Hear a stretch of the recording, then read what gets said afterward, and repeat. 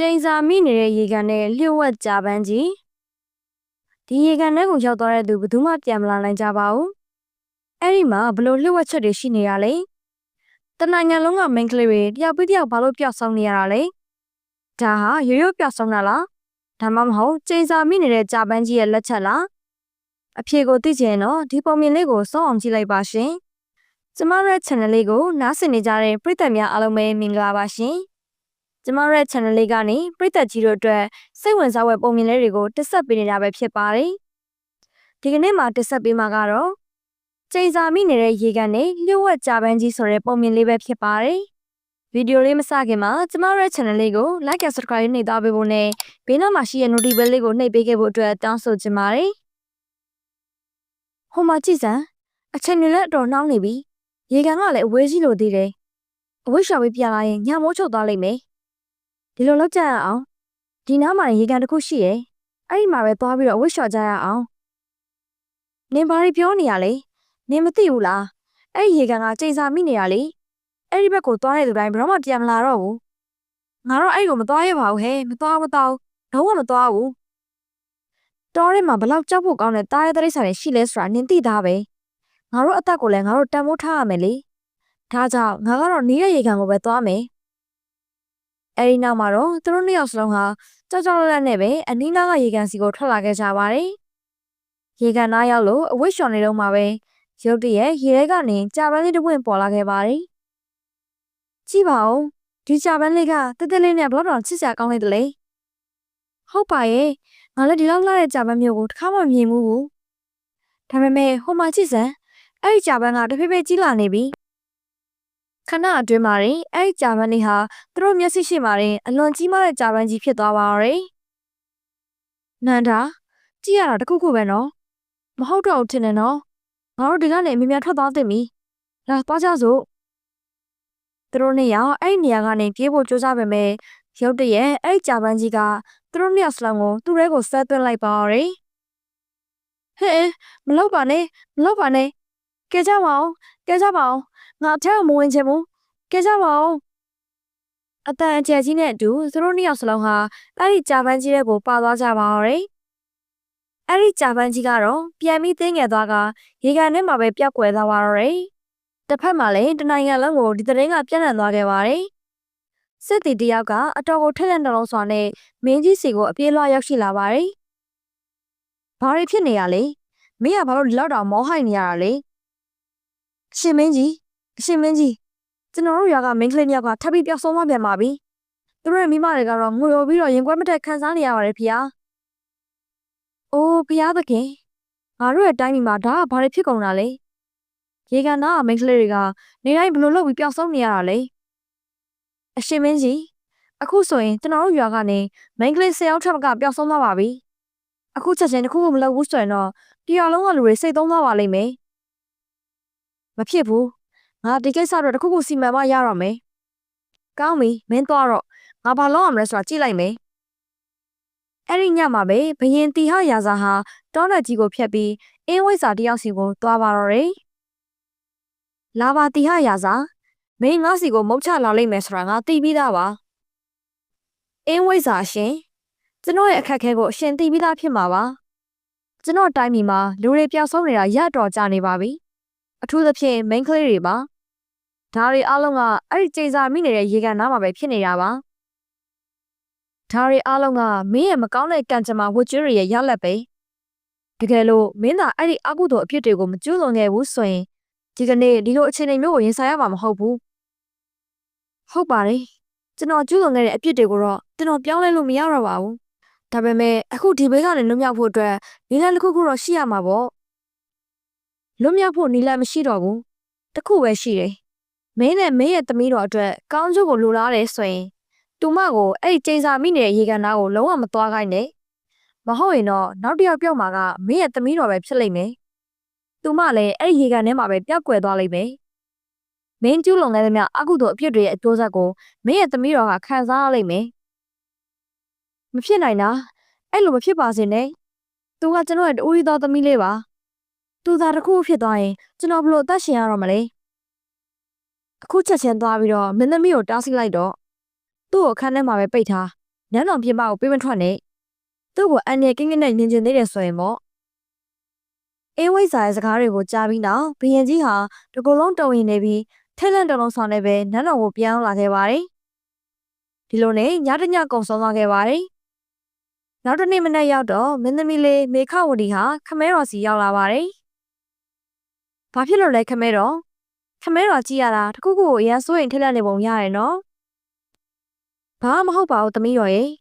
ခမဲတော်ကတိုင်းပြည်အရေးကိုစဉ်းစားပြီးစိတ်ပူနေရလို့ပါအော်ဟုတ်ကဲ့ပါခမဲတော်ဒါနဲ့ဒီနေ့သမီးတောထဲကိုလက်ပတ်ဖို့သွားမလို့ပါတောထဲမရောက်တာလည်းအတော်ကြာပြီဆိုတော့ဒီနေ့သွားမယ်လို့စိတ်ကူးထားလို့ပါမရအောင်သမီးတော်သမီးတောထဲကိုလက်ပတ်ဖို့မသွားရဘူးသမီးရဲ့အသက်အန္တရာယ်စိုးရင်ရတယ်အဲ့လိုလည်းမဟုတ်ပါဘူးခမဲတော်ရဲ့ခမဲတော်ညာပြောနေတာပဲသမီးက2 ရက် 3 ရက်တခါတောထဲသွားနေကြပဲဥစ္စာသမီးအသက်ကိုဘယ်သူကအန္တရာယ်ပြုမှာလဲသမီးကတော့သွားမှာပဲပြီးတော့သမီးတငယ်ချင်းတွေကိုလည်းဂရုပေးထားပြီးပြီဒါကြောင့်သူတို့နဲ့အတူတူဒီနေ့တောထဲကိုသွားလည်မှာတေးကြတယ်သမီးတို့ရွာကမိန်းကလေးတွေတောက်လျှောက်ပျောက်ဆုံးနေတာသမီးလည်းအသိပဲလေခမဲတော်သမီးတို့တိတ်ဆိတ်ပူတယ်သမီးတော်တခုဖြစ်သွားရင်ခမဲတော်ဘယ်လိုနေရမလဲသမီးလေးကခမဲတော်ရဲ့တူရီတော်သမီးလေးပဲလေမဟုတ်တာခမဲတော်ရဲ့သမီးဘာမှမဖြစ်ပါဘူးသမီးကိုယုံကြည်လိုက်ပါနော်စိတ်မပူပါနဲ့ခမဲတော်သမီးဘာမှမဖြစ်ပါဘူးဟဲ့မသွားရဘူးငါပြောပြီးပြီ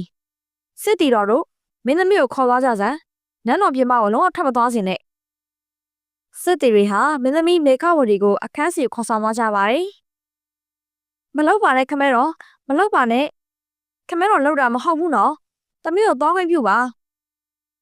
စစ်တီတွေကမင်းသမီးကိုအခန်းထဲမှာပိတ်လောင်ထားခဲ့ပြီးထွက်သွားကြပါတော့တယ်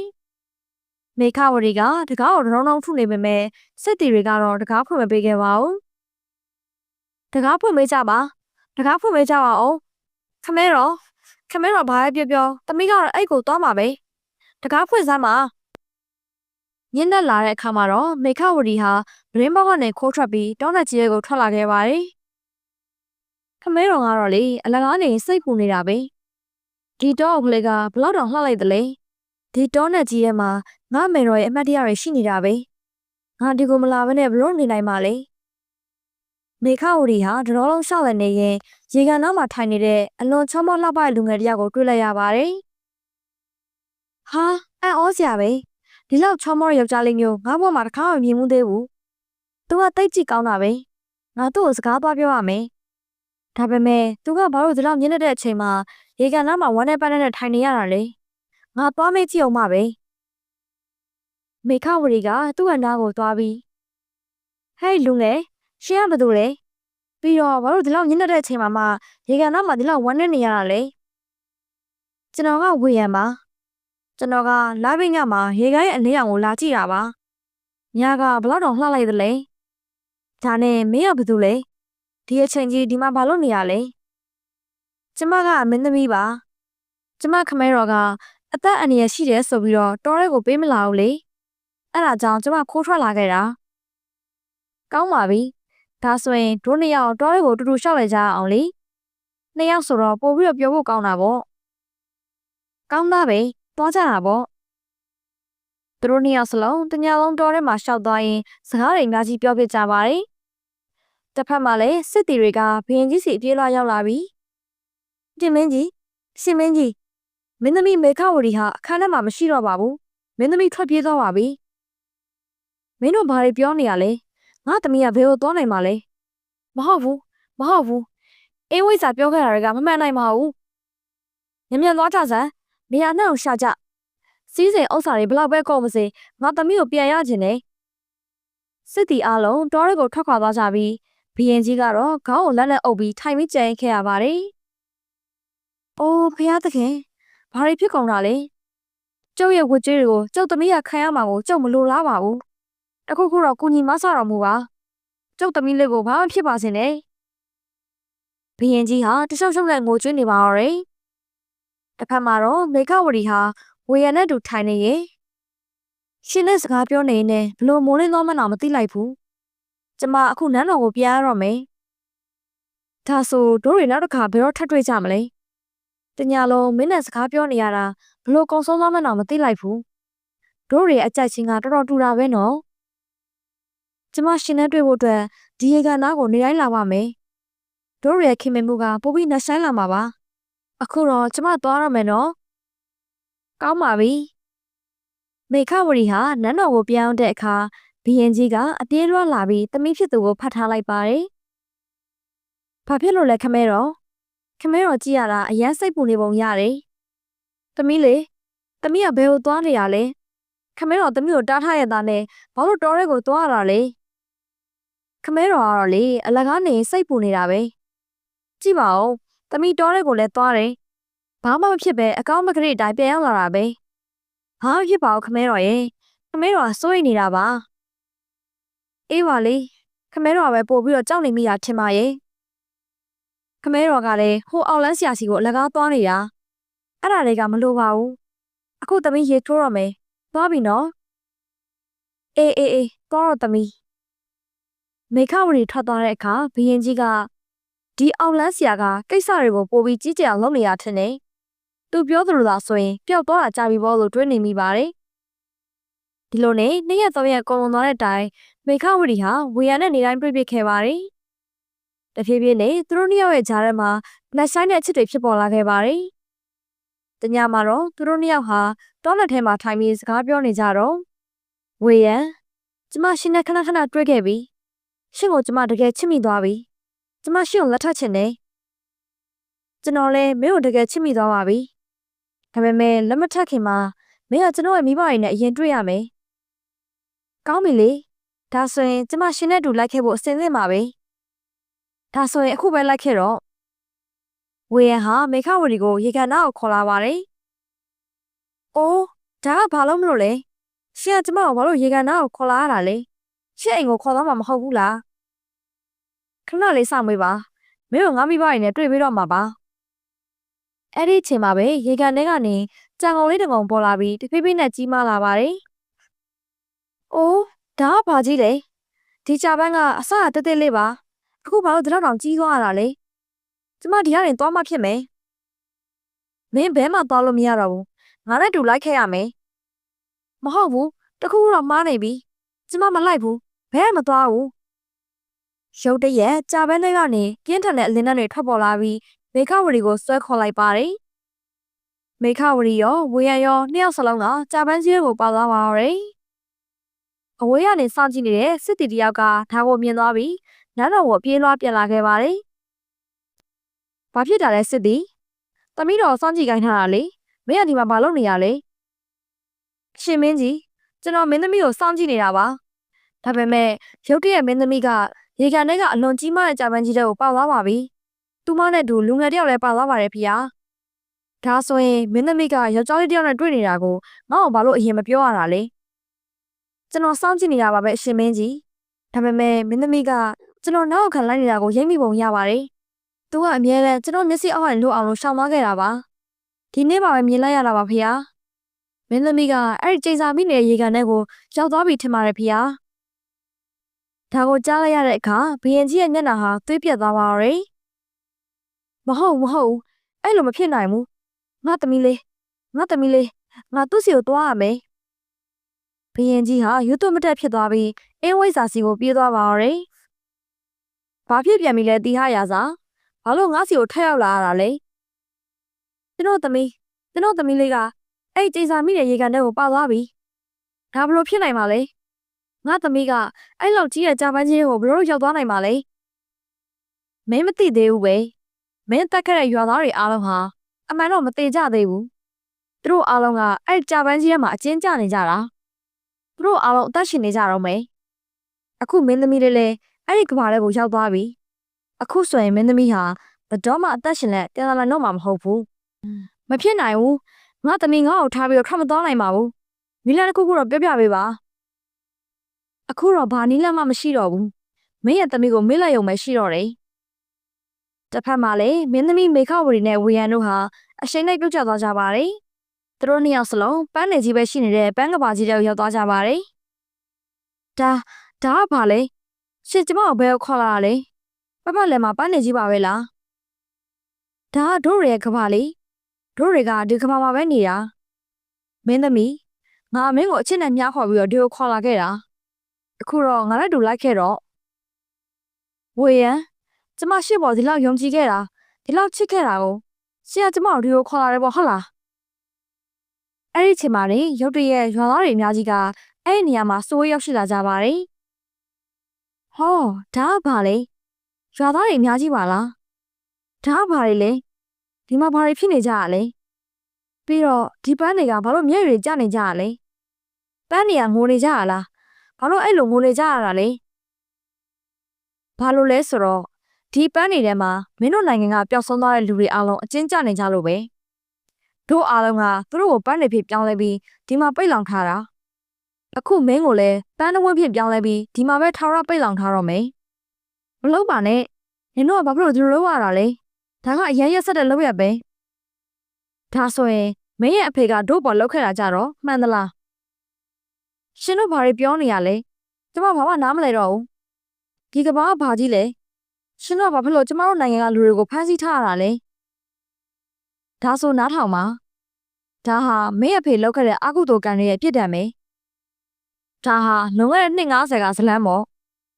အဲ့ဒီတော့ကတို့နိုင်ငံဟာတာယာပျော်ရွှင်စရာကောင်းခဲ့တယ်တီဟရာသာဟာစင်ရသာဘဝကိုညှင်းငွေပြီးဘရင်ဖြစ်ချင်တာကြောင့်အောင်လန်းဆရာတို့စီရောက်သွားခဲ့တယ်အောင်လန်းဆရာကကလေးလေးယောက်ကိုခိုးယူလာပြီးရင်မင်းကိုဘရင်ဖြစ်အောင်လုပ်ပေးမယ်လို့ပြောခဲ့တယ်တီဟရာသာဟာကလေးလေးယောက်ကိုခိုးယူပေးခဲ့ပြီးအောင်လန်းဆရာဘေးရဲ့မော်ရပြောင်နဲ့မူလဘရင်ကိုလောက်ကြံပြီးနန်းတက်ခဲ့တယ်ဘရင်ဖြစ်လာတဲ့အခါသူဟာငါနိုင်ငံမှာစင်ရသားမရှိစေရလို့ကြွေးကြော်ပြီးစင်ရသားတွေအားလုံးကိုတတ်ခိုင်းပြီးကလေးတွေကိုထောင်သွင်းအကျဉ်းချခဲ့တယ်စစ်တီတွေကစင်ရသားတွေကိုရေကန်ထဲကိုတွန်းချပြီးတပ်ဖို့ကြိုးစားတဲ့အချိန်ရဟန္တာတစ်ပါးပေါ်လာပြီးငါမင်းတို့ကိုလွတ်အောင်မလုပ်ပေးနိုင်မယ်မတည်အောင်တော့ကယ်ပေးနိုင်နေမင်းတို့ကိုတခြားကဘာတစ်ခုစီပို့ပေးမယ်ဒါပေမဲ့အဲ့ဒီကနေဘရောမှပြန်ထွက်လာတော့မရတော့ဘူးလို့မိန့်ကြားကခါရမန်များရွတ်ဖတ်လိုက်ပါတယ်အဲ့ဒီခါကြာပန်းကြီးတစ်ပွင့်ပေါ်လာပြီးစင်ရသားတွေအားလုံးထိုကြာပန်းကြီးတွေကိုဝင်သွားကြပြီးရေကန်ထဲမှာပျောက်ကွယ်သွားခဲ့ကြရတယ်ခမဲတော်လှုပ်ခဲ့တာတွေကတကယ်ကိုမှားရင်းခဲ့ပါတယ်ကျမမှအပြစ်မရှိပေမဲ့ကျမသိလို့ရှင်တို့အားလုံးပျော်ရွှင်မယ်ရှင်တို့ရဲ့ဝမ်းနည်းမှုတွေပျောက်ကွယ်မယ်ဆိုရင်တော့ကျမအသေးခံမှုအစင်သင့်ပါပဲဒါပေမဲ့ဝေယံကသူမကိုကယ်တင်ဖို့ကြိုးစားပါတယ်မလုပ်ကြပါနဲ့မင်းသမီးမှာအပြစ်မရှိပါဘူးတကယ်အပြစ်ရှိတာကဘယင်ကြီးပါဝေယံကသူ့ရဲ့အဆောင်လက်ဖက်ကိုမင်းသမီးကိုပေးလိုက်ပြီးသူမကိုလူပြေကိုပြန်ပို့ပေးလိုက်ပါတယ်ရွာသားတွေကဝေယံကိုဝိုင်းဝန်းရိုက်နှက်ကြပါတယ်မင်းသမီးနန်းတော်ကိုပြောင်းတဲ့အခါဘယင်ကြီးကိုအပြစ်တင်ပြီးခမဲတော်ကကျမရဲ့ဖခင်ဖြစ်ဖို့မထိုက်တန်ဘူးလို့ပြောပြီးယဟန္တာစီကိုပြန်သွားပါတယ်ယဟန္တာကသူတို့ကိုကယ်နေခြင်းရင်မင်းရဲ့အချစ်ကိုစတေးရမယ်လို့မိန့်လိုက်ပါတယ်မင်းသမီးကသူမရဲ့အချစ်ကိုစတေးဖို့သဘောတူလိုက်တဲ့အခါကြာပန်းကြီးဟာကွဲအပ်သွားပြီးရွာသားအလုံးနဲ့ဝေယံတို့လွတ်မြောက်လာကြပါတယ်အချစ်ကိုစတေးခဲ့ရတာကြောင့်မေခဝရီနဲ့ဝေယံတို့ဟာချစ်သူများအဖြစ်ပေါင်းသင်းခွင့်မရတော့ပါဘူးကျမရှင့်ကိုခင်မုန်းဖြစ်မရနိုင်တော့ပေမဲ့ရှင့်ကိုပဲထာဝရချစ်နေမှာပါလို့မင်းသမီးကဂရုပေးလိုက်ပါတယ်ရွာသားတွေကလည်းမင်းသမီးရဲ့စိတ်ထားကောင်းမှုကိုမြင်တွေ့သွားပြီးသူမကိုချီးကျူးကြပါတော့တယ်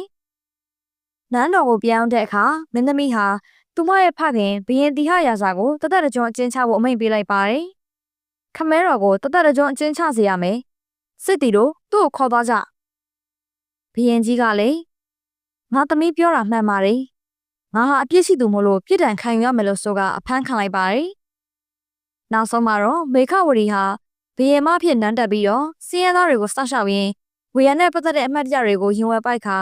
တရားမျှတစွာနဲ့တိုင်းပြည်ကိုအုပ်ချုပ်သွားပါတော့တယ်ဒီပုံမြင်လေးကနေရလိုက်တဲ့သင်ခန်းစာကတော့အတ္တနဲ့တိဆောက်တဲ့ပျော်ရွှင်မှုဟာကြာရှည်မခံသလို